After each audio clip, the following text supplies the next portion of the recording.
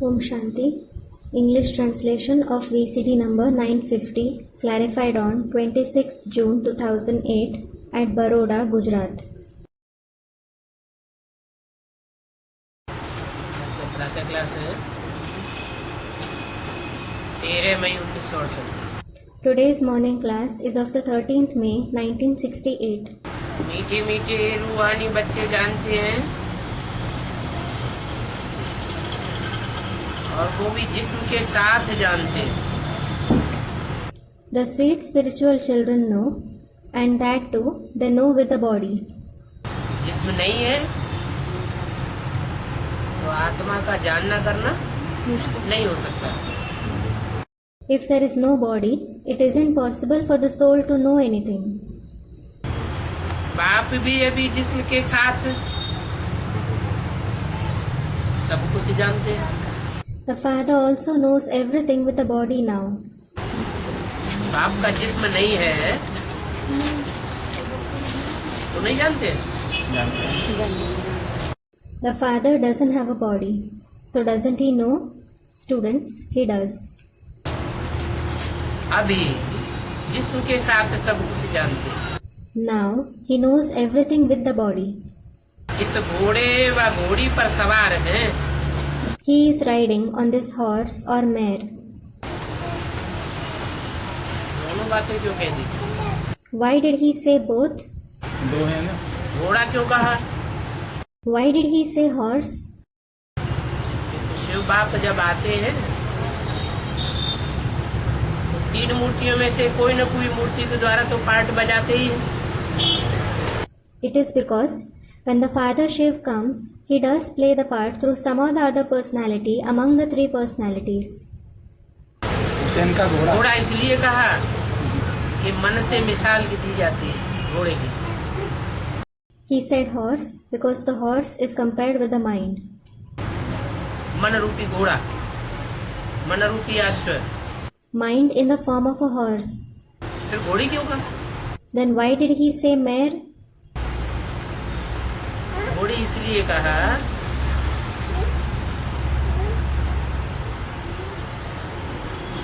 स्त्रीलिंग है घोड़ी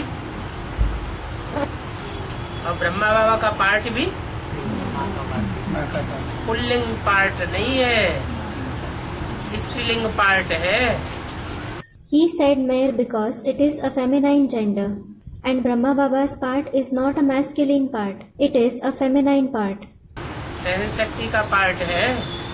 It is the part of the power of tolerance. फिर वास्तव में घोड़ा कौन है? Then, who is the horse in reality? है?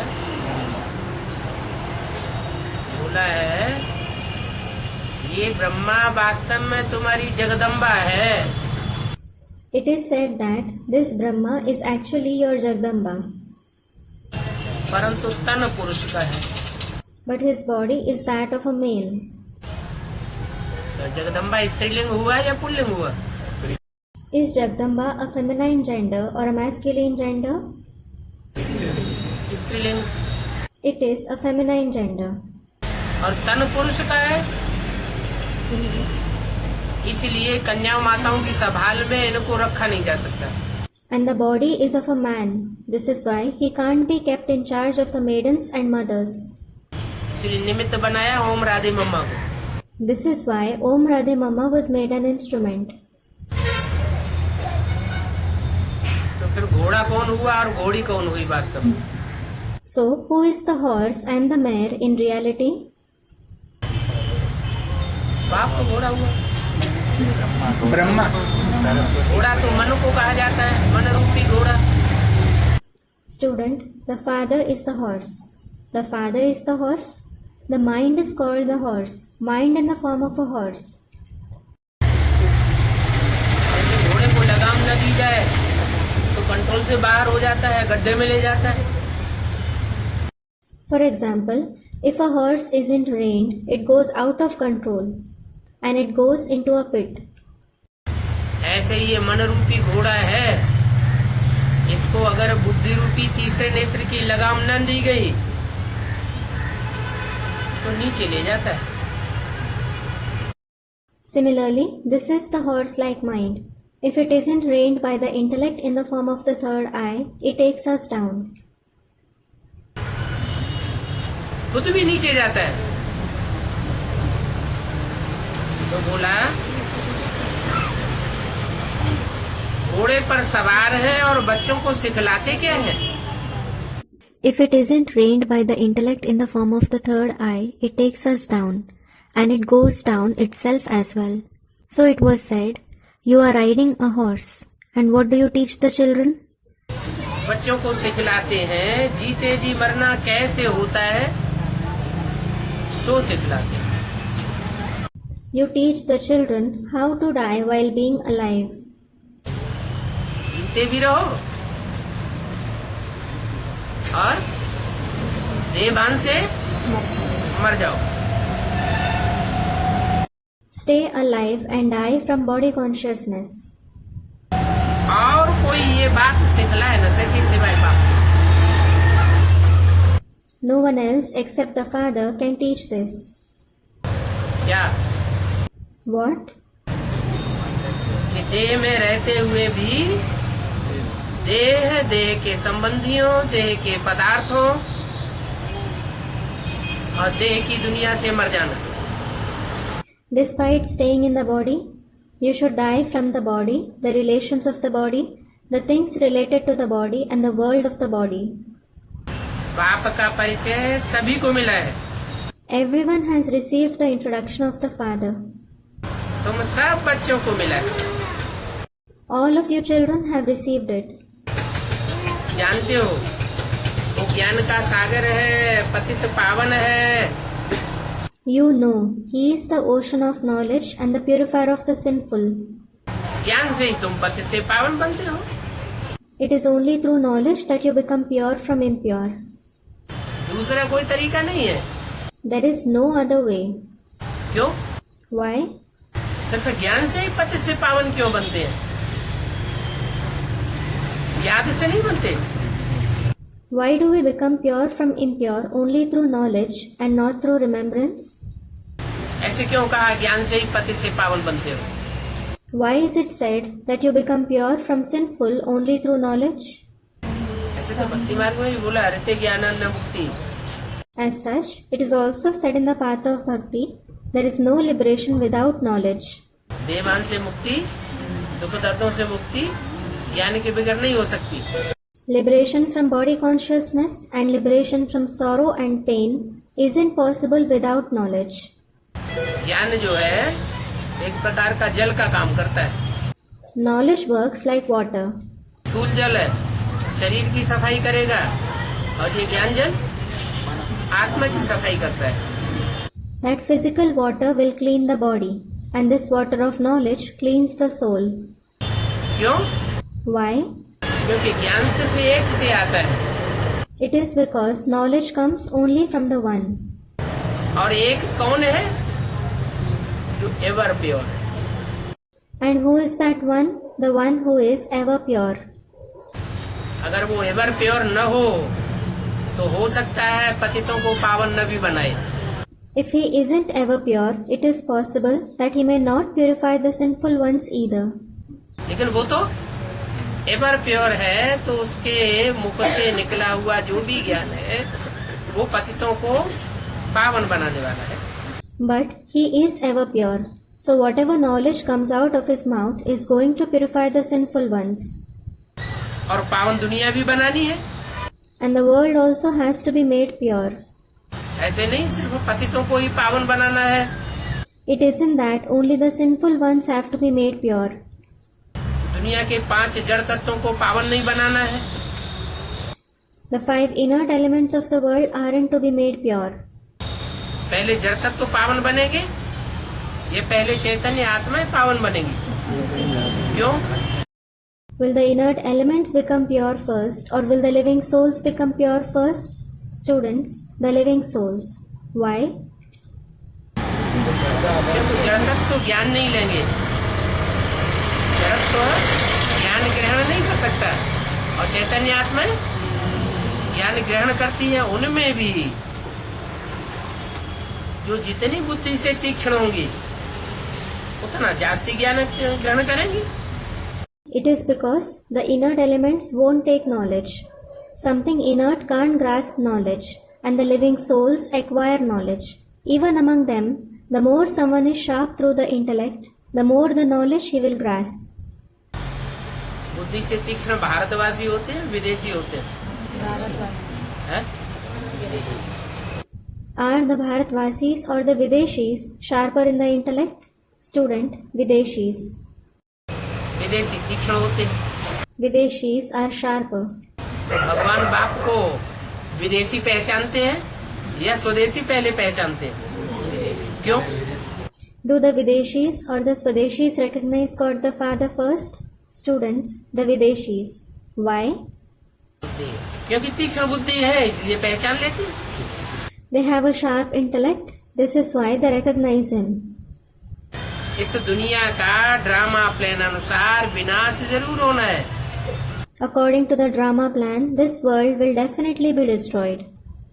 पतित से पावन तो बनना है, दुनिया भी पावन बनेगी, तुम बच्चे भी पावन बनोगे, लेकिन पावन देवताएं जब बनेंगे उससे पहले विनाश जरूर होना।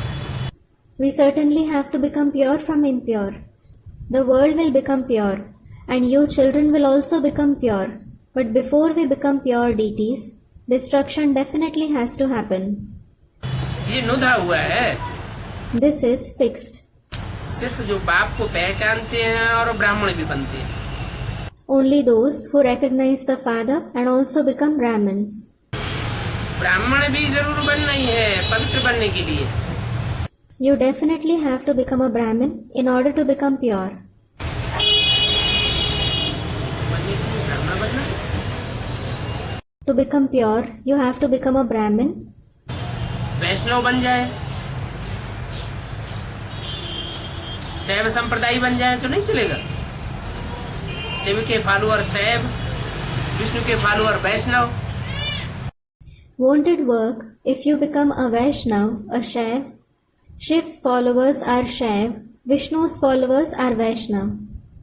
विष्णु की संतान वैष्णव कहे जाते हैं। Vishnu's progeny are called Vaishnav. तो ब्रह्मा की संतान बनना जरूरी है। So is it necessary to become Brahma's children? क्योंकि ब्रह्मा के तन में ही प्रवेश करके ज्ञान सुनाते हैं और ब्रह्मा के तन में ही प्रवेश करके पतितों को पावन बनाते हैं। It is because he enters only Brahma's body and narrates the knowledge, and he enters only Brahma's body and purifies the impure. तो ब्राह्मण जरूर बनना पड़े, ब्रह्मा मुख की औलाद ब्राह्मण। So you definitely have to become a Brahmin. Brahmin, a child born through Brahma's mouth. उनमें भी पवित्र ब्राह्मण अलग हो जाते हैं। Even among them, the pure Brahmins get separated. Ravan Kumbhakarna Meghnath जैसे भी ब्राह्मण होते हैं। It is because there are Brahmins like Ravan, Kumbhakaran, Meghnad too. वो पवित्र होते हैं या अपवित्र होते हैं? Are they pure or impure? व्यभिचारी होते हैं। They are adulterous. तो बोला जो नीची कोटि के ब्राह्मण हैं, पतित हैं, वो अलग हो जाते हैं। So it was said that the Brahmins of the lower category who are sinful get separated. इसलिए ये संगम युग है और अलग युग है। This is why this is the confluence age and it is a different age. इसका नाम गाया हुआ है पुरुषोत्तम संगम युग। It is named the Purushottam Sangam Yuga. क्यों? Why? जो पुरुषों में उत्तम उत्तम बनने वाली नंबरवार आत्माएं हैं, वो इसी युग में प्रत्यक्ष होती है। The number-wise souls who become the most elevated among the souls are revealed in this very age. है ये उत्तम से उत्तम पुरुष बनने का संगम युग। This is definitely the confluence age of becoming the most elevated soul. कहेंगे उत्तम तो बहुत साधु संत महात्मा वजीर अमीर प्रेसिडेंट हो जाए, वो उत्तम नहीं है क्या? If you say that you are elevated, there are many Mahatmas, ministers, rich people, presidents, etc. Aren't they elevated? परंतु बाप कहते हैं वो उत्तम नहीं है। क्यों? However, the Father says they aren't elevated. Why? वो उत्तम क्यों नहीं है? Why aren't they elevated? ये तो कलयुगी पुरानी दुनिया, भ्रष्टाचारी दुनिया के उत्तम है। They are the elevated ones of the old Iron Age corrupt world. और तुम तो नई सतयुगी दुनिया के उत्तम बनते हो। And you become the elevated ones of the new Golden Age world. पति दुनिया में पावन एक भी नहीं है। अभी तुम संगम युगी बने हो। There isn't even a single pure person in the impure world. Now you have become those belonging to the confluence age. पति दुनिया में पावन एक भी नहीं और पावन दुनिया में पतित एक भी नहीं। There isn't even a single pure person in the impure world, and there is not even a single impure person in the pure world. तो पावन दुनिया फिर बनेगी कहाँ से? So how will the pure world be created? आएगी कहाँ से? Where will it come from? कहाँ से आएगी? Where will it come from? अरे ये सारी दुनिया पतित है, इसमें एक भी पावन नहीं है। जब पावन कोई है ही नहीं तो पावन आवेगी कहाँ से? Arey, the whole world is impure. There isn't even a single pure person in it. When no one is pure, where will the pure ones come from? हैं? कैसे? Student, they will have to be made. How? हाँ, ये ज्ञान का ही आधार है। जो ज्ञान बुद्धि में भ्रमण करता है तो वाइब्रेशन बनता है, वायुमंडल बनता है। Student replies, yes, knowledge itself is the base. When knowledge goes on in the intellect, vibrations are created, atmosphere is created. और उस वायुमंडल के चेंज होने से एक ऐसी स्थिति मनुष्य की आती है कि उस वायुमंडल में जो भी आवेगा, जो भी प्रवेश करेगा, जो भी संसर्ग संपर्क में आएगा, उसका वायुमंडल चेंज हो जाएगा। And because of the change in that atmosphere, human beings reach such a stage that whoever comes in that atmosphere, whoever enters it, whoever comes in its contact and connection, his atmosphere will change. अभी तुम संगम युगी बने। Now you belong to the confluence age. तुम्हारे जो गुरु थे वो भी पावन नहीं थे, Even your gurus weren't pure. क्योंकि वो भी जाते हैं गंगा स्नान करने के लिए। समझते हैं कि गंगा पतित पावनी है, हम जाकर स्नान कर आवे। It is because they also go to bathe in the Ganges, thinking that the Ganges is the purifier of the sinful, so they should go and take a bath in it. परंतु वह लोग पतित पावनी पानी को समझते हैं। They consider water to be the purifier of the sinful. परंतु पानी क्या पतित पावन हो सकता है? क्यों नहीं हो सकता? पानी को आलोड़न करने से, पानी को बिलोने से उसमें कोई भी सार नहीं निकलेगा। However, can water be the purifier of the sinful? Student, no. Why can't it be? By churning the water, by stirring it, no essence will come out. और ये तो ज्ञान जल है। And this is the water of knowledge. ज्ञान सागर का आलोड़न करने से उसमें रतन निकलते हैं, सार निकलता है। By churning the ocean of knowledge, gems come out of it, essence comes out. तो तुम बच्चे जितना ज्ञान सागर मंथन करते जावेंगे, तुम्हारी आत्मा शुद्ध होती जाएगी। The more you children churn the ocean of knowledge, your soul will continue to become pure. वो गंगा के पानी को पतित पावन समझते हैं। They consider the water of the Ganges to be the purifier of the sinful. जो नदियां हैं, जहाँ भी पानी देखते हैं, समझते हैं पानी ही पावन करने वाला है। The rivers, wherever they see water, they think that only water is the purifier. इस बात की शूटिंग कहाँ होती है? कैसे? Where does the shooting of this take place? Student, in the confluence age world of Brahmins. How? ब्राह्मणों की संगम की दुनिया में जो चैतन्य नदियां निकलती हैं,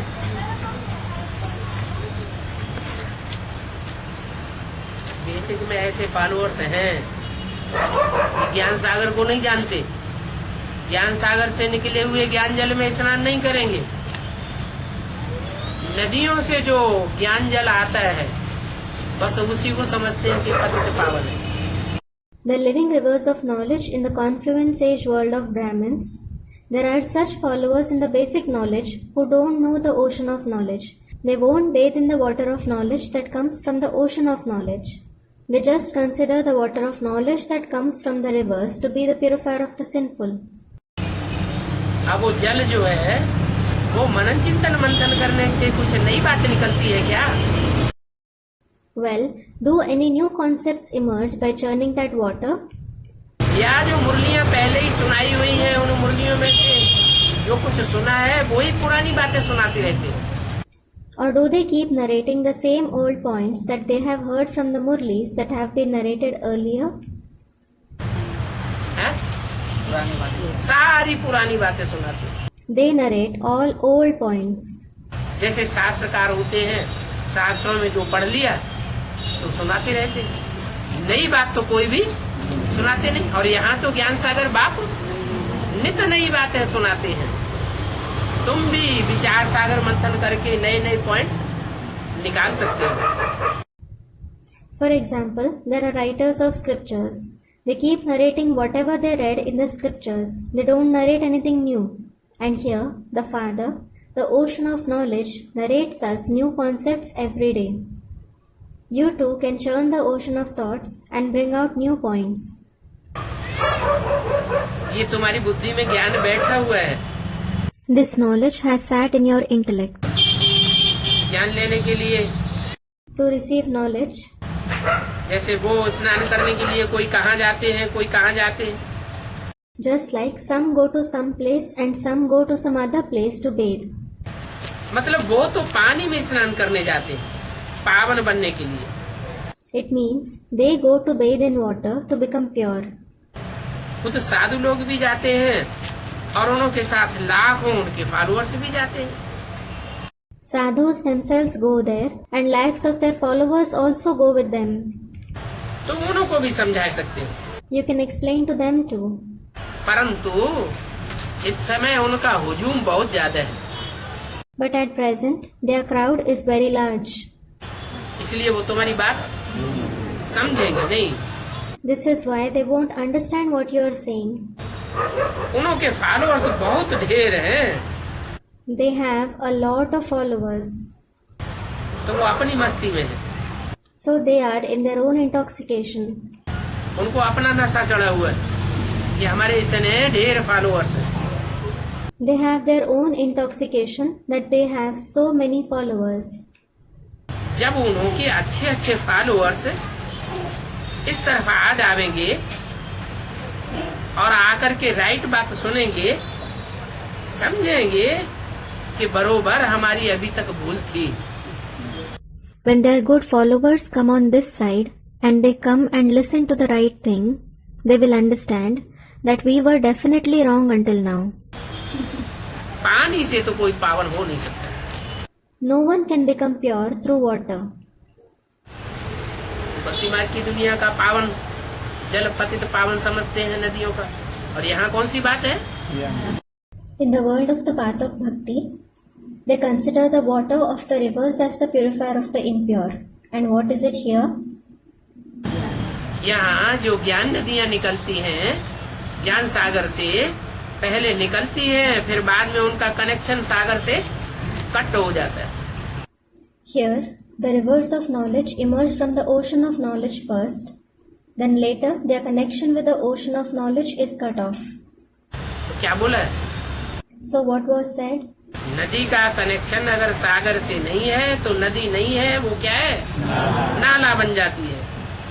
If the river isn't connected to the ocean, it isn't a river. What is it? It becomes a drain.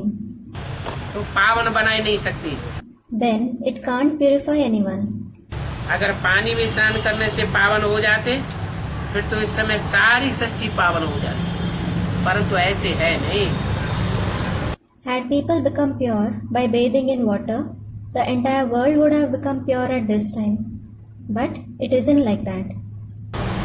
कुएं के जल में और नदी के जल में क्या अंतर होता है? What is the difference between the water of a well and the water of a river? नदी बह के आती है खुले वातावरण में, और कुएं का जल जो है वो खोद करके निकाला जाता है। A river flows in open air, and the water of the well is taken out by digging. तो कौन सा अच्छा है? So which one is better? है? खोद के निकालना माना To dig out means मनन चिंतन मंथन करके, बुद्धि रूपी धरणी का मंथन करके गहराई में जाकर के जो जल निकाला जाता है वो सदैव शुद्ध जल होता है। the water which is taken out by going deep after thinking and churning, after churning the land-like intellect, is always pure. इतने सदैव पावन दुनिया में नहीं जा सकते। These many can't always go to the pure world. ये तो पुरानी रस्म चली आ रही है कि पानी में स्नान करने से पति से पावन बन जाते हैं। This old ritual has been going on that by bathing in water, one becomes pure from impure. सागर में जाकर सारा कचरा पड़ता है। All the garbage goes into the ocean. इसका Whose? नदियों का Of the rivers. सिर्फ जड़ नदियों का ही पड़ता है या चैतन्य नदियों का भी सारा कचरा पड़ता है? Does the dirt of only the inert rivers fall there, or does all the dirt of the living rivers also fall there? कचरा कहाँ से आ जाता है? Where does the dirt come from? हैं? संग के रंग से, चाहे वो आंखों का संग हो, चाहे वो कोई भी इंद्रियों का संग हो, संग के रंग से नदियों में कचरा जरूर पड़ता है। और जब कचरा पड़ता है तो नदियाँ नदी नहीं क्या बन जाती है? नाला बन जाती है। Because of the color of the company, whether it is the company of the eyes or the company of any indriya, rivers definitely become dirty because of the color of the company. And when the rivers become dirty, what do they become? They become drains. फिर सागर में जाके मिलती है। Then they go and meet the ocean. सागर में सारा कचरा जाकर के गिरता है। All their dirt goes into the ocean. बात कहाँ की? Where is it about? Brahma के तन में शिव बाबा आया, शिव बाबा ने आके बच्चों को दृष्टि दी। Shiv Baba came in the body of Brahma. Shiv Baba came and gave drishti to the children. नदियाँ निकली, चैतन्य नदियाँ हुई। Rivers emerged and became living rivers. अब ब्रह्मा ने शरीर छोड़ दिया। Now Brahma left his body. Brahma के शरीर छोड़ने के बाद उनका बुद्धि योग दृष्टि वृत्ति मनुष्यों की मनुष्यों से दृष्टि वृत्ति लगती है या शिव बाबा से लगती है? After Brahma left his body, does the connection of his intellect, his vision, connect with that of the human beings or with Shiv Baba? मनुष्यों की मनुष्यों से दृष्टि वृत्ति लगती है, उससे कचरा बढ़ेगा या घटेगा? The drishti of human beings meets that of other human beings. Will the dirt increase or decrease because of that? कचरा बढ़ता जाता है। Dirt keeps increasing. अंत में फिर ज्ञान सागर प्रत्यक्ष होता है, और प्रत्यक्ष होने के बाद वो नदियाँ फिर कहाँ मिल जाती हैं? सागर के साथ मिल जाती हैं। In the end, the ocean of knowledge is revealed, and after being revealed, where do those rivers meet again? They meet with the ocean. तो सारा कचरा सागर को ढोना पड़ता है। So, the ocean has to carry all the dirt. तो फिर वो नदियाँ कैसे पावन बनावेगी? Then, how will those rivers purify the souls? पावन तो आत्मा को बनना है। The soul has to become pure. इसके लिए परमपिता परमात्मा चाहिए जो आत्माओं को पावन बनावे। For this, the Supreme Father, Supreme Soul is needed who can purify the souls. मनुष्य मनुष्य को पावन नहीं बना सकता। मनुष्यों की दृष्टि सृष्टि को नहीं सुधार सकती। Human beings can't purify human beings. The vision of human beings can't transform the world. पावन होते ही है सतयुग में और पतित होते ही है कलयुग में। फिर वही प्रश्न। They become pure in the golden age and impure in the iron age. Then, the same question again. जब सतयुग में ही पावन होते हैं तो संगम युग में पावन नहीं होंगे फिर? When they are pure in the golden age itself, will they not be pure in the confluence age? हाँ? कैसे? Student replies, how? जरूर संगम में मेल होगा। There will definitely be a union in the confluence age.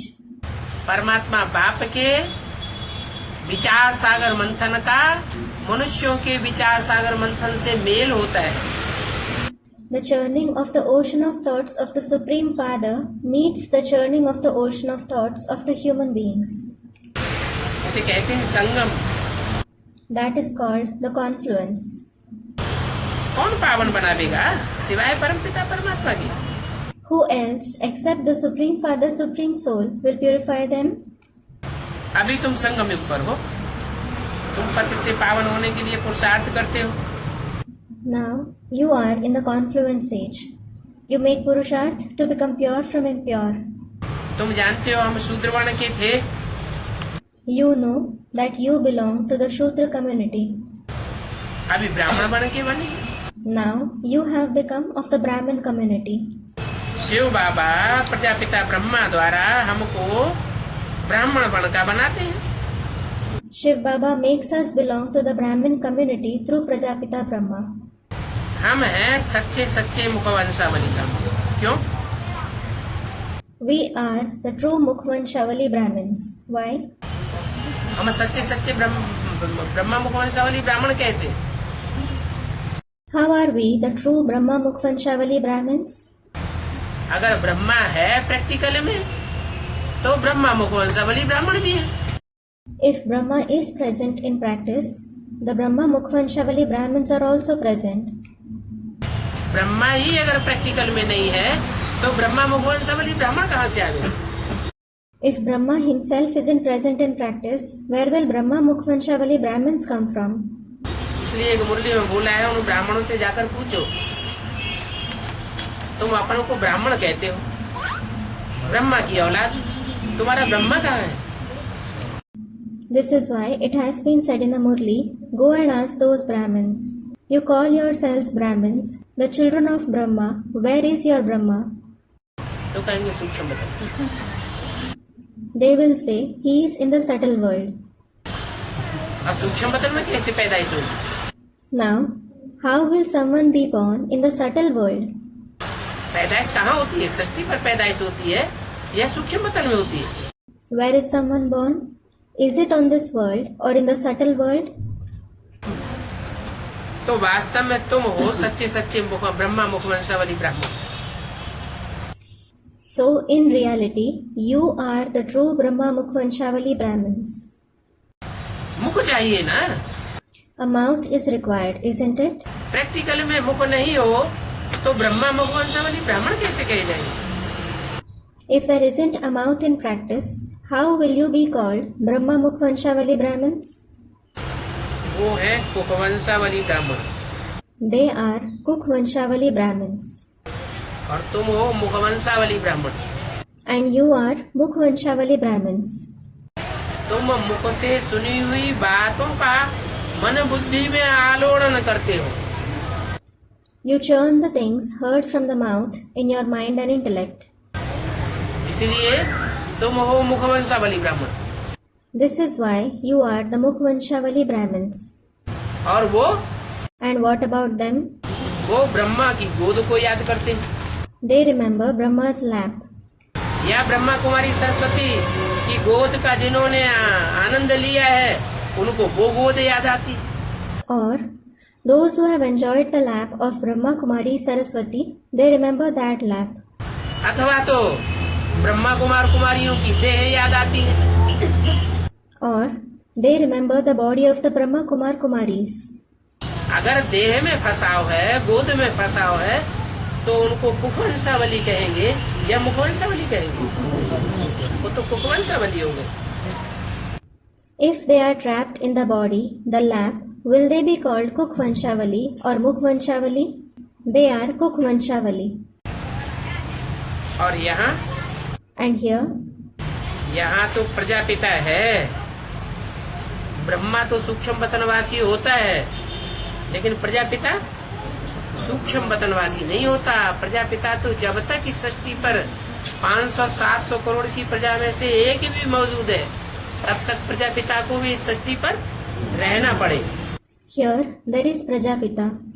Brahma is a resident of the subtle world, but Prajapita isn't a resident of the subtle world.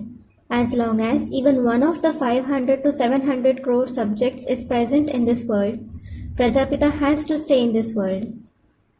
ये उसकी जिम्मेवारी है। It is his responsibility. जैसे किसी मकान में आग लगती है तो बाप अगर सच्चा है तो सब बच्चों को पहले निकालेगा या खुद निकल के भाग जाएगा। For example, if a house catches fire, if the father is true, will he take out all the children first or will he himself run away? पहले बच्चों को निकालेगा, First, he will take out the children. बाद में फिर उसको ये एहसास होगा मेरे सब बच्चे बच गए। Then he will realize that all his children have been saved. तो ऐसे ही ये प्रजा सारी 500-700 करोड़ प्रजा हो गई। In the same way, all the 500 to 700 crore are subjects. जब तक इस प्रजा में से एक भी आत्मा है, जीवात्मा इस सृष्टि पर, तब तक प्रजापिता वापस नहीं जा सकता। As long as even one soul, one living being among these subjects is present in this world, Prajapita can't go back. इसलिए झाड़ के चित्र में सब आत्माएं ऊपर जा रही है, ऊपर दिखाया गया है। This is why in the picture of the tree, all souls are going up. It is shown above. और शंकर को साथ में दिखाया गया है। And Shankar is shown along with them. जब सब आत्माओं का जाना होगा परम धाम, तो किसके साथ जाएंगी? When all the souls have to go to the supreme abode, with whom will they go? हैं? प्रजापिता के साथ जाएंगी वापस। They will go back with Prajapita.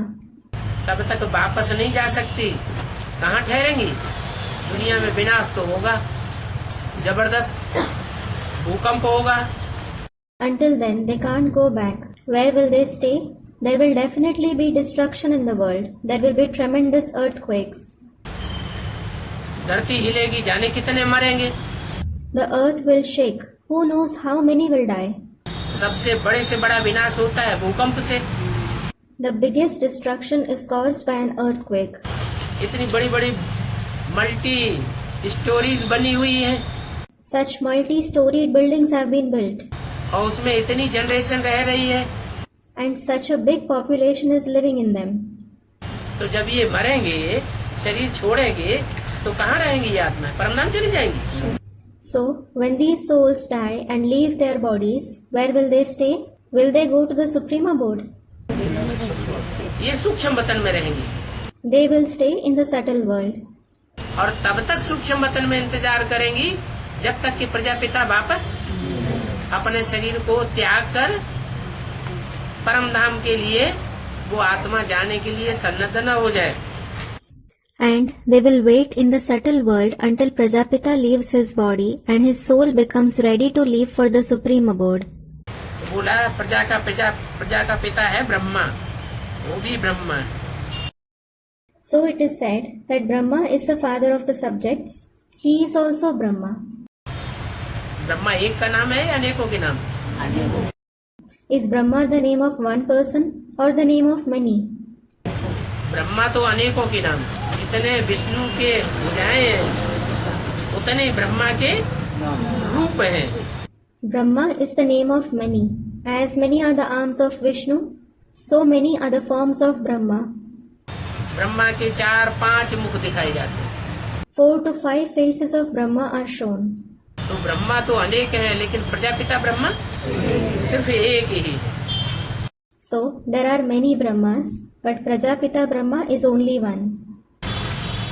तो वो हो गया ग्रेट ग्रेट ग्रैंडफादर। कौन? So he is the great great grandfather. Who? Prajapita Brahma. Prajapita Brahma. Grandfather क्यों नहीं हो गया? ग्रेट ग्रेट ग्रैंडफादर क्यों?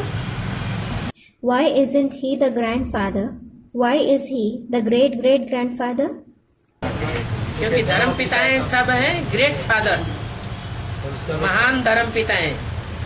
It is because all the religious fathers are great fathers, great religious fathers. कितनी कितनी उनकी जनरेशन है। They have a generation of so many followers.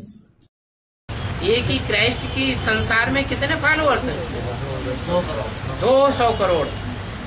How many followers does one Christ have in this world? 200 crores. तो इतने followers इस दुनिया में है तो ग्रेट तो कहे जाएंगे। So, if he has so many followers in this world, he will certainly be called great.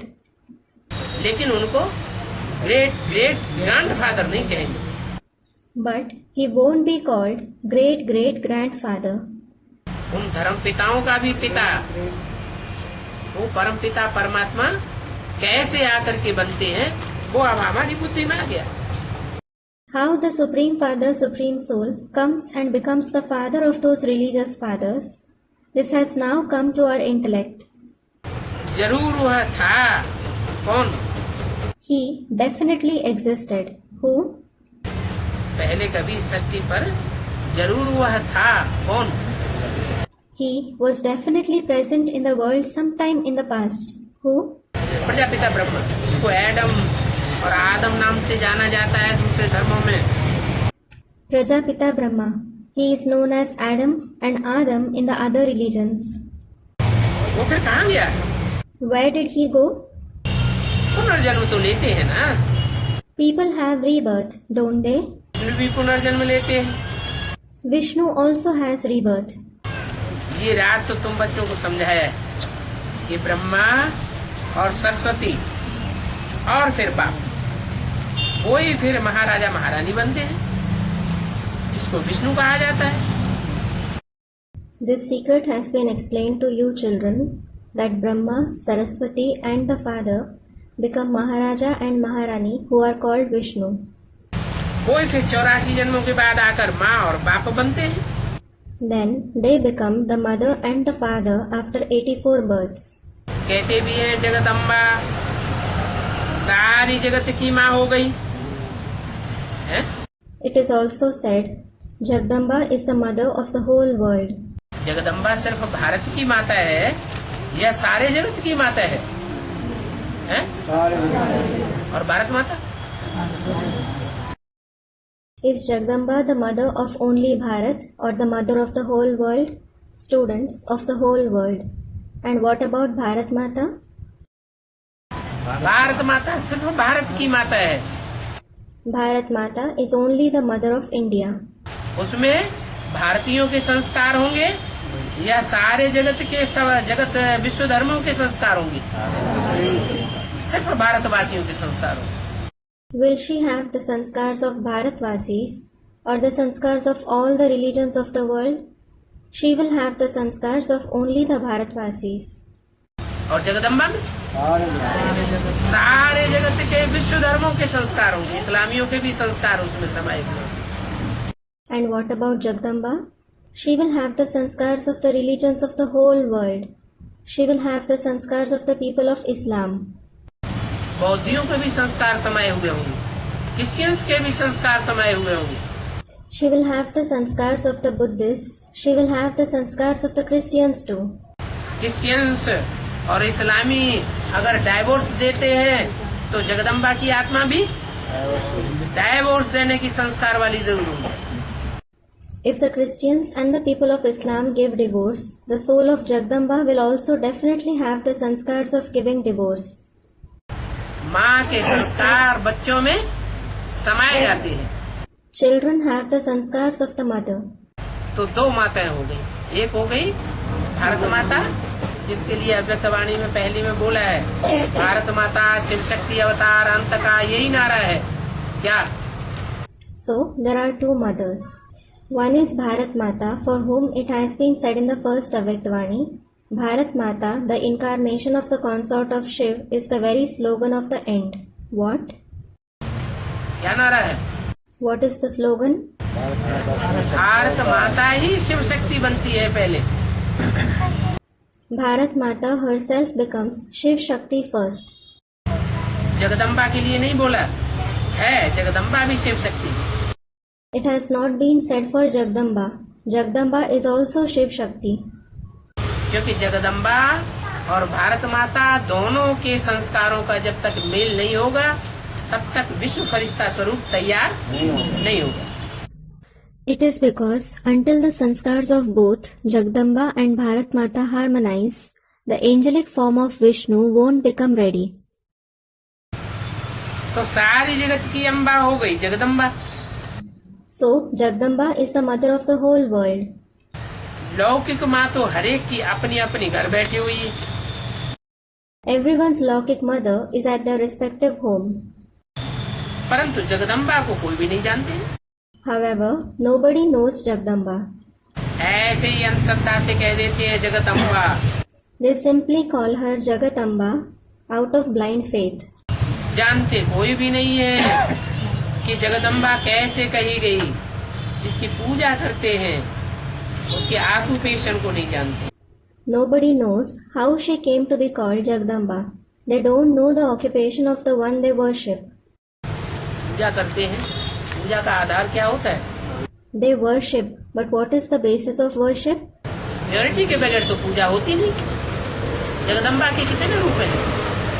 Worship isn't done without purity. How many forms does Jagdamba have? 9 रूप हैं और 9 रूपों की पूजा होती है। She has 9 forms, and all the 9 forms are worshipped. Mahakali की भी पूजा होती है, उसे चंडिका देवी कहा जाता है। उसकी भी पूजा करते हैं तो जरूर उसने भी प्योरिटी को धारण किया है। Mahakali is also worshipped. She is called Chandika Devi. She is also worshipped. So definitely she has also imbibed purity. जो ऋषि मुनि आदि होकर के गए हैं उनसे पूछा जाता है कि तुम रचयिता और रचना के आदिमति अंत को जानते हो? The sages and saints who have been in the past are asked, do you know the beginning, middle and end of the creator and the creation? तो कह देते हैं नेति नेति, हम नहीं जानते। So they say neti neti. We don't know. अभी तुम बच्चे तो जानते हो कि रचयिता बाप तो है ऊंचे ऊंचे। Now you children certainly know that the creator father is the highest.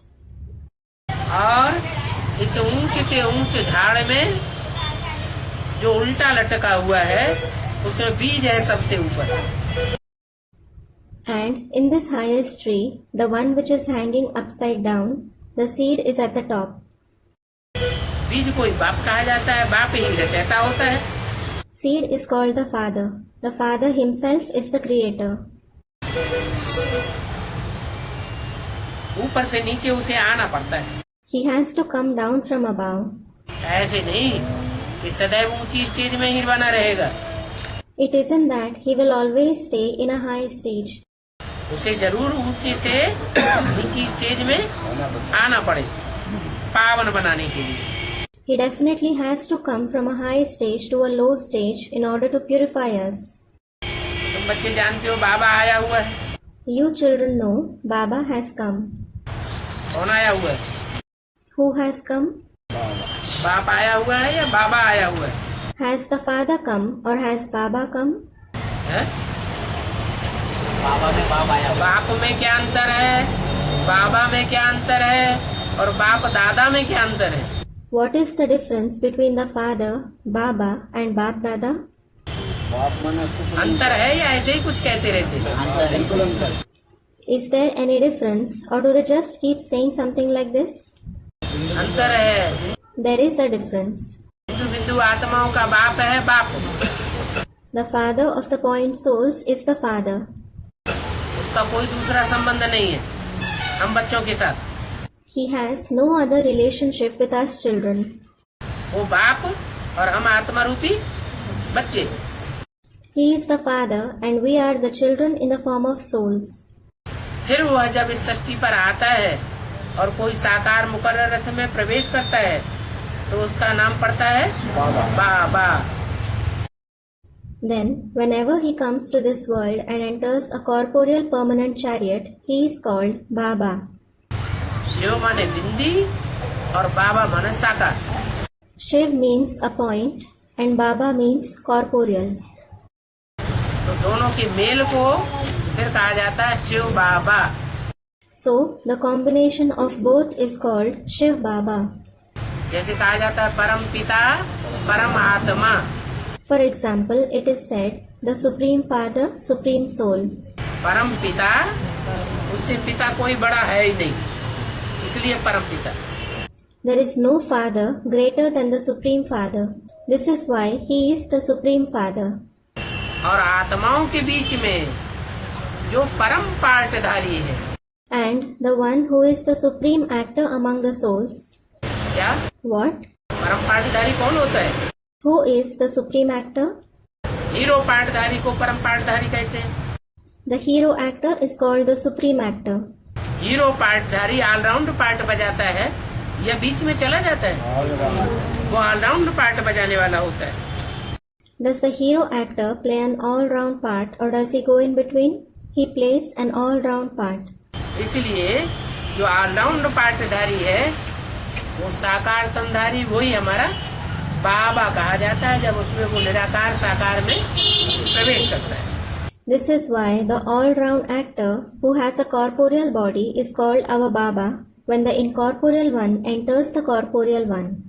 वो हमको पावन बनाकर सृष्टि के आदि मध्य अंत का ज्ञान देकर फिर उस नई सृष्टि का चक्रवर्ती राजा बनाते हैं। He purifies us, gives us the knowledge of the beginning, middle and end of the creation and then makes us the emperor of that new world. बनाने वाला कौन है, साकार या निराकार? Who is the one who makes us that? The corporeal one or the incorporeal one? वो निराकार ज्योति बिंदु साकार में प्रवेश करके हमको चक्रवर्ती राजा बनाते हैं। That incorporeal point of light enters the corporeal one and makes us the emperor of the world. इस चक्र के राज को दुनिया में तुम्हारे सिवाय कोई नहीं जानते। No one in the world apart from you knows the secret of this cycle. कोई भी रचयिता और रचना के आदि मध्य अंत को जानते ही नहीं। रचयिता कौन है और इस सृष्टि की अव्वल नंबर रचना कौन है? No one knows the beginning, the middle and the end of the creator and the creation as to who is the creator and who is the number one creation of this world. Who is it? रचयिता कौन है? Who is the creator? Shiv ज्योति बिंदु को रचयिता कहें? Should the point of light Shiv be called the creator? क्योंकि रचयिता तो उसका कहा जाता है जो चीज पहले नहीं हो फिर बाद में रची गई। It is because something that didn't exist before and was created later has a creator. जैसे घड़ा पहले नहीं था, पहले क्या थी? मिट्टी थी। For example, a pot didn't exist before. What was it before? It was clay. बाद में मिट्टी से घड़ा रचा गया। Later, a pot was made from that clay. तो घड़ा रचना हो गई और रचने वाला रचयिता हो गया। So, the pot became the creation and its creator became the creator. ऐसे ही ये मनुष्य सृष्टि है। इस मनुष्य सृष्टि में नई मनुष्य सृष्टि रचने का रचयिता का जो टाइटल है वो साकार को मिलता है। Similarly, this is the human world. In this human world, the title of the creator of the new human world is given to the corporeal one. लेकिन तब मिलता है जब वो निराकार उसमें प्रवेश करके सारा ज्ञान देता है। But it is given when the incorporeal one enters him and gives the entire knowledge. एक है रचयिता और फिर अव्वल नंबर रचना कौन है? One is the creator and then who is the number one creation? Student, child Krishna. Shri Krishna बच्चा पहला पत्ता, वो हुआ अव्वल number Rachna. Child Shri Krishna, the first leaf, is the number one creation. रचयिता ही अपना और रचना के आदि मध्य अंत का राज समझाते और कोई समझा भी नहीं सकता है। The Creator Himself explains His own secret and the secret of the beginning, middle and end of the creation. No one else can explain it either. कहते हैं फिर 5000 वर्ष बाद आकर मैं तुमको यह बनाऊंगा, ये भी ड्रामा में बना बनाया राज है. He says, I will come again after 5,000 years and make you this. This is also a preordained secret in the drama. Drama के क्रिएटर, ड्रामा के डायरेक्टर, मुख्य एक्टर्स और ड्रामा के आद्यमध्यंत को एक्टर्स अगर न जाने तो उनको बेअकल मूर्ख कहेंगे.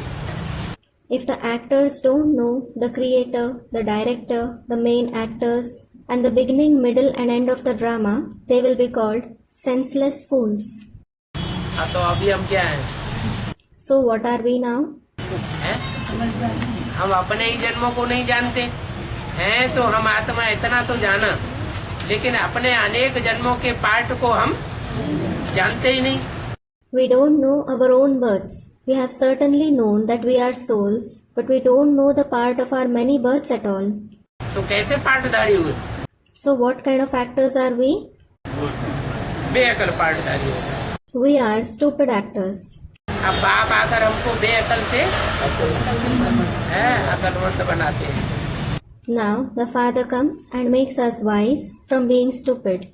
बाप कहते हैं 5000 वर्ष पहले भी हमने तुमको ये सब समझाया. The Father says, I had explained all this to you 5,000 years ago too. तुमको अपना परिचय दिया था, जैसे कि अभी दे रहा हूँ. तुमको पवित्र भी बनाया था. I had given you my introduction as I am giving it now. I had also made you pure. अपन को आत्मा समझ बाप को याद करो. Considering yourself to be a soul, remember the Father. वही सब शक्तिवान पतित पावन है. He alone is the Almighty Authority, the purifier of the sinful ones. और कोई हो भी नहीं सकता. No one else can be that. फिर गायन भी है, अंतकाल जो फलाना से मेरे बल बल योन मिले, घड़ी घड़ी नीचे गिरते जाते हैं. Then it is also sung, those who remember so and so at the end have birth in the lowest species. They keep falling every moment. देह को याद करेंगे तो क्या होगा? देह तो 5 जड़ तत्वों का पुतला है. What will happen if you remember the body? The body is the effigy of the 5 inert elements. जड़त्व को याद करेंगे तो बुद्धि कैसी बनेगी आत्मा की? जड़त्वमयी बुद्धि बने. If you remember something inert, how will the intellect of the soul become? It will become an inert intellect. 13 मई 1968 की वाणी का दूसरा page. Second page of the Vani of 13th May 1968. अभी इस समय तुम जन्म तो लेते हो, परंतु सूकर कुकर कुत्ते बिल्ले के जन्म नहीं लेते हो. Now, at this time, you do have birth, but you don't have birth as pigs, dogs, cats. वैश्याएं तो बनते. You do become prostitutes. क्या? What? वैश्या और लंपट तो बनते हैं, लेकिन कुत्ते का जन्म नहीं लेते. माना संस्कार चेंज हो जाते हैं. You do become prostitutes and lechers, but you don't have birth as a dog. It means that sanskars change. जानवरों जैसे संस्कार हो जाते हैं, लेकिन जानवर नहीं बनते हो. You develop sanskars like animals, but you don't become animals. जैसे कुत्ते कुतरियों के बच्चे पैदा होते हैं, ऐसे वैश्याओं के भी तो बच्चे पैदा होते हैं ना. Just like dogs and bitches give birth to the young, similarly prostitutes also give birth to children, don't they? ज्यादा बच्चे पैदा होते हैं, इससे क्या साबित होता है? विकारी है या निर्विकारी है? व्यभिचारी है या व्यभिचारी है? They give birth to many children. What does it prove? That they are vicious or viceless? Student, they are vicious. Are they adulterous or unadulterous? ऐसे नहीं कि नहीं होते हैं. यहाँ एक काम करता था, वो वैश्या का बच्चा था. It isn't that they don't exist. There was a person who used to work here. He was the son of a prostitute. इसके लिए इनको कहा जाता है वैश्यालय।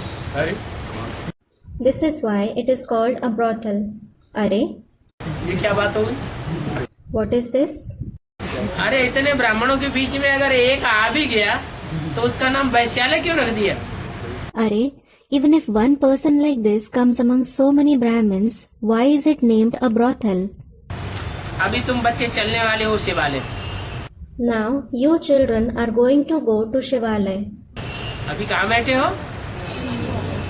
अभी वैश्यालय में बैठे हो। चलने वाले हो शिवालय में, इसीलिए मुरली में बोला है अभी घर घर में वैश्यालय। Where are you sitting now? Right now you are sitting in a brothel, and then you are going to go to Shivalaya. This is why it is said in the Murli, there is a brothel in every home now. घर घर में चाहे स्त्री हो चाहे पुरुष हो, सबकी दृष्टि व्यभिचारी बनती है। In every home, whether it is a woman or a man, everyone's vision becomes adulterous. दृष्टि वृत्ति व्यभिचारी बनती है, वृत्ति व्यभिचारी बनती है, कर्मेंद्रियां अगर व्यभिचारी बनती है तो उनको वैश्यालय कहा जाएगा या शिवालय कहा जाएगा। The vision becomes adulterous, the attitude also becomes adulterous. If the actions become adulterous, will it be called a brothel or a Shivalaya? शिवालय में तो राधा कृष्ण को देखो कैसे दिखाया है। Look at Radha and Krishna in the Shivalaya. How are they shown? Radha की दृष्टि कृष्ण में डूबती है, कृष्ण की दृष्टि राधा में डूब, दृष्टि मात्र से भी पतन नहीं होता, विचार नहीं होता। Radha exchanges gazes with Krishna and Krishna exchanges gazes with Radha. There is no downfall, there is no adultery even through the vision. और वो भी एक जन्म के लिए नहीं, That too, it isn't for one birth. कितने जन्मों के लिए? 21 जन्मों के लिए सदा साथ रहता है। For how many births? He is always with you for 21 births. तो तुम बच्चे अभी ऐसे शिवालय में चलने वाले हो। शिवालय नई दुनिया को कहा जाता है। So, you children are going to such a Shivalaya now. The new world is called Shivalaya. इसका आलय Whose abode? शिव का आलय। The abode of Shiv. क्या शिव बाबा वहाँ होते हैं? हैं? Is Shiv Baba present there? Shiv बाबा नहीं होते हैं? होते हैं कि नहीं होते? नहीं होते। Isn't Shiv Baba present there? Is he present or not? Students, he isn't present. Isn't he present? Shiv बाप नहीं होते हैं, शिव बाप साक्षी हो जाते हैं। शिव बाबा तो होते इस सृष्टि पर सदा कायम कोई चीज है नहीं। The Father Shiv isn't present there. The Father Shiv becomes a detached observer. And as for Shiv Baba, there isn't anything everlasting in this world. में क्या बोला? इस सृष्टि पर सदा कायम कोई चीज है नहीं, सदा कायम तो एक शिव बाबा ही है। What is said in the Murli? There isn't anything everlasting in this world. It is only one Shiv Baba who is forever. 5000 वर्ष में इस सृष्टि पर सदा कायम कौन है? शिव बाबा सदा कायम, और शिव बाप वो सदा कायम नहीं है। Who is forever in this world in the 5000 years? Shiv Baba is everlasting and the Father Shiv isn't everlasting. शिवालय से वैश्यालय से शिवालय बनने में 1 सेकंड लगता है। It takes 1 second for a brothel to become a Shivalaya. फिर शिवालय से वैश्यालय बनने में 84 जन्म लग जाते हैं। Then it takes 84 births to become a brothel from a Shivalaya. Maximum बहुत में बहुत 84 जन्म है। There are maximum 84 births. फिर कम होते होते 1 जन्म तक भी हो जाता है।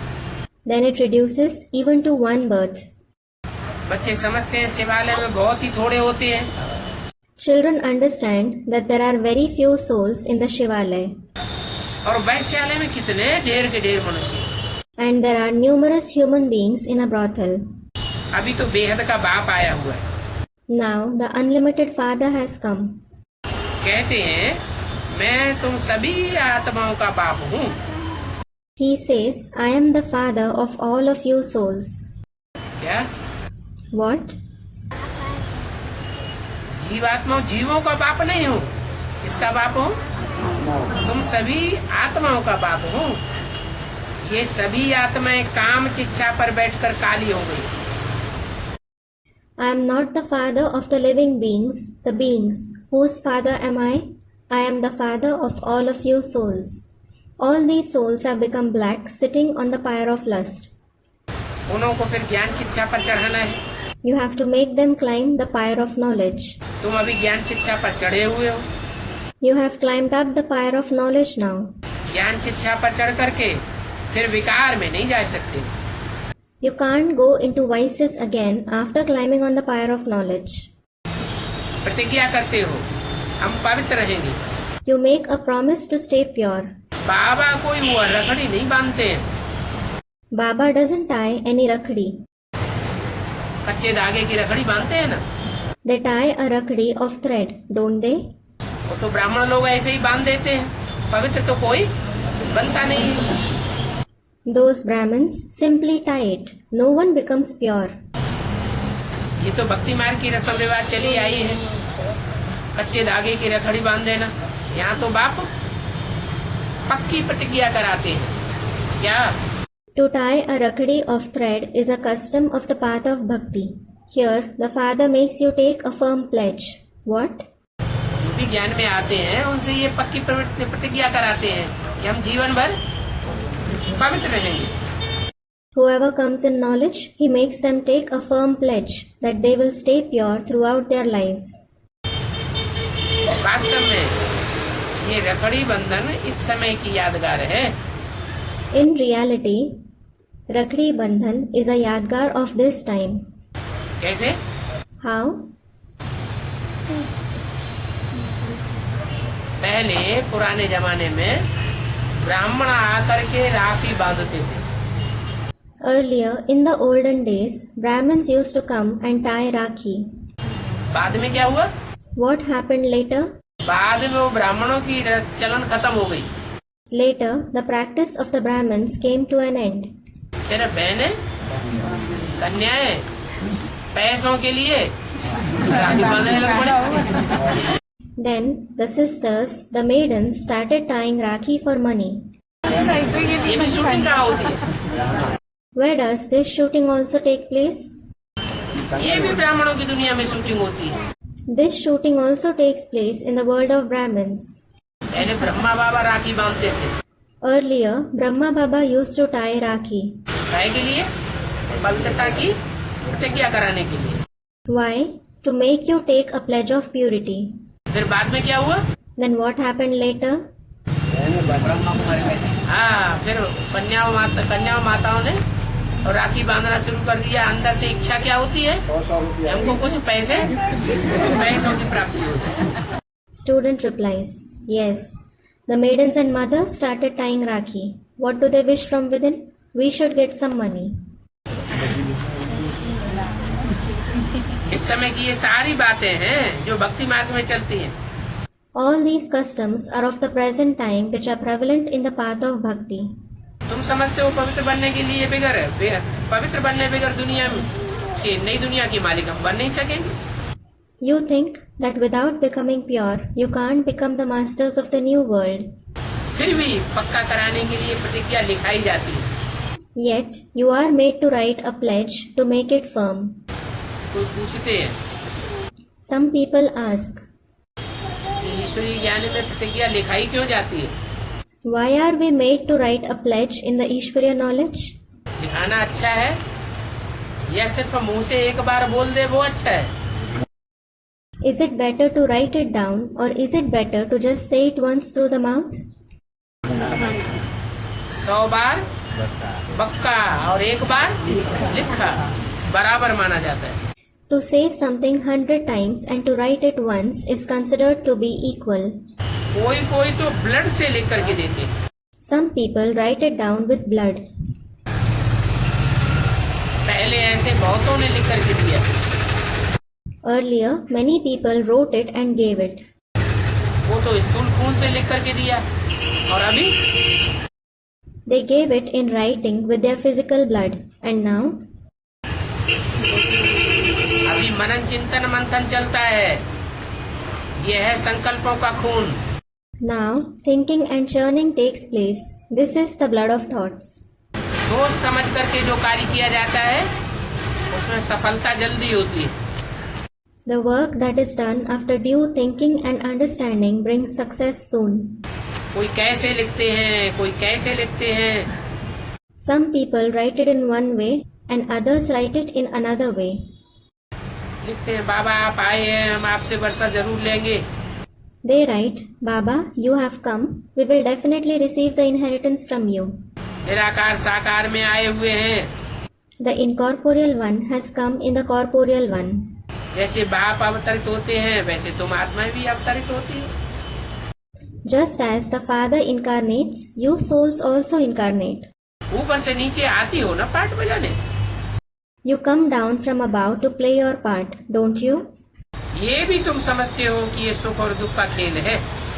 You also understand that this is a game of happiness and sorrow.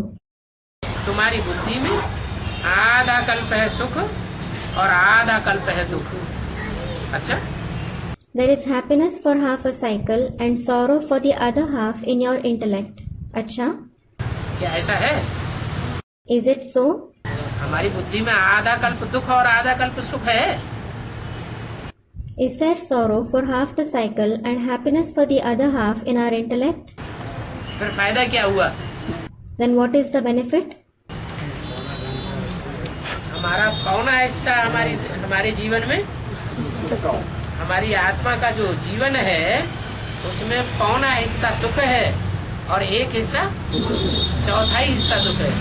और धर्मों में आधा सुख है और आधा दुख है। वास्तव में जीवन मुक्ति तो उन धर्मों में होती ही नहीं। There is 3/4 part happiness and 1/4 part sorrow in our life, in the life of our soul. There is half happiness and half sorrow in the other religions. In reality, there is no liberation in life in those religions at all. एक जन्म के लिए उनको जीवन मुक्ति मिलती है और हमको 21 जन्म की मिलती है। They attain liberation in life for one birth and we attain it for 21 births. तो बाप समझाते हैं कि पौना से भी जास्ती तुम सुख भोगते हो।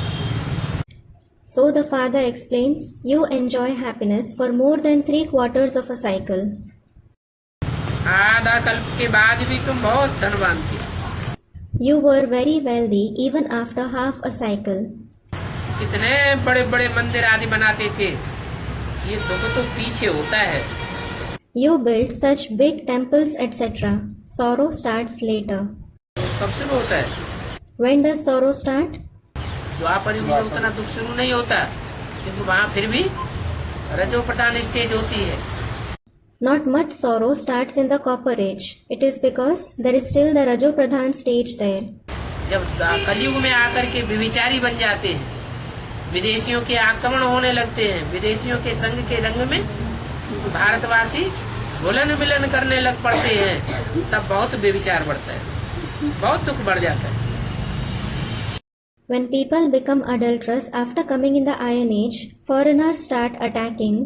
When the people of Bharat start mingling with the foreigners in the influence of their company, adultery increases a lot, sorrow increases a lot.